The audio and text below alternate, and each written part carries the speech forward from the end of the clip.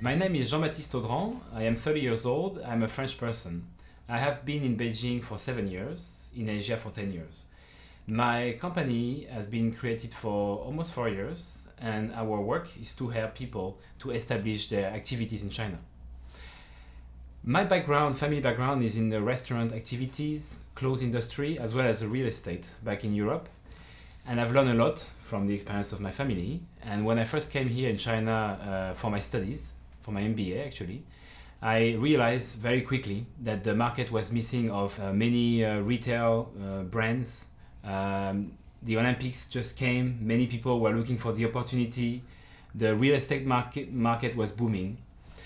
So there are many things happening which make me stay here, make me stay first to understand how the real estate market was working, how the retail was happening, what people were encountering in terms of issues to establish their business. One of the first steps of opening a shop in China, I would say, and the most important, is to meet the right lawyer. The right person that will spend time to really understand your projects, to really go through all the different solutions that you have, explain you why to make these choices.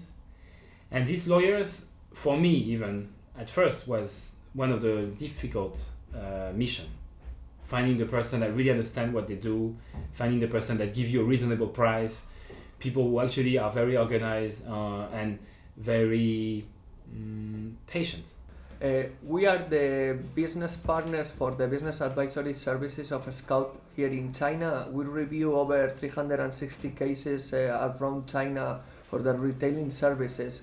I highly recommend to hire an attorney to review all the leasing contracts. Usually translations are only made into English, and mainly the certificate of property for the retailing sector usually is very different for the commercial use. All these key issues appear in all the cases. So for this reason, is highly recommend to hire the Scout Consulting for the services they provide. We have many other support structure like renovation, human resource, PR, and etc. Many other services that you will need. But these services are not as important, I would say, at the first compared with the legal side of it. We also advise people to meet institutions. Many countries have people who can support them at the French government, German government. They will have people, and those people will be also here to help you. They have been here for some of them, like Mr. Terminet-Chupon, for many years. Je suis Bernard Terminet-Chupon, j'ai 56 ans, dont 27 de présence en Chine. Vous me posiez la question sur le retail en Chine et les opportunités pour les sociétés étrangères de venir sur ce marché. Je n'ai pas d'opposition ou de contre-indication. Je dirais que la plus grande difficulté, c'est que de venir sur ce marché, ou quels que soient les marchés à l'export, à l'étranger, c'est un peu un traumatisme pour les gens. Il faut qu'ils s'habituent à leur nouveau lieu de travail. Et donc, peut-être qu'il y a...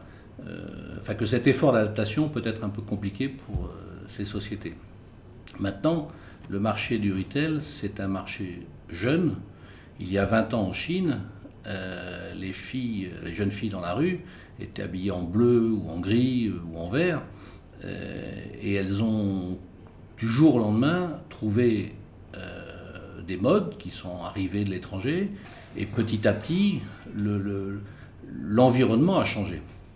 On a trouvé les premières boulangeries, on a trouvé les premiers fast-food qui ont réussi à s'adapter.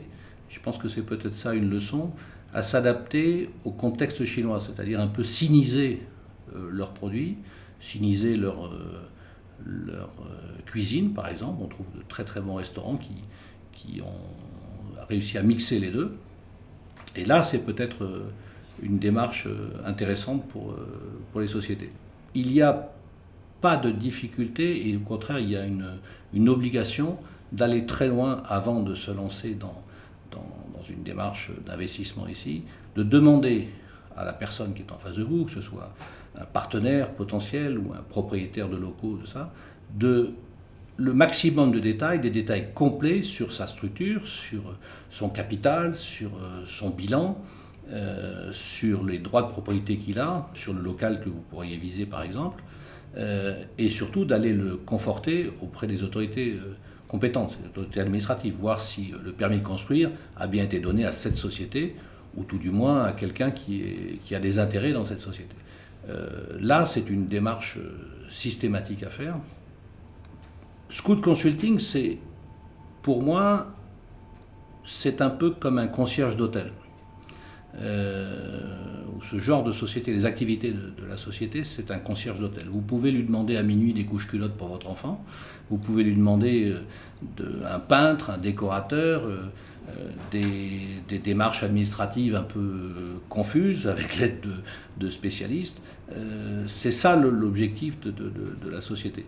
Parce que la société qui vient ici, qui veut s'installer, elle a des objectifs de rentabilité et des problèmes de temps. Elle n'a pas forcément les budgets nécessaires pour s'installer, enfin pour perdre trop de temps.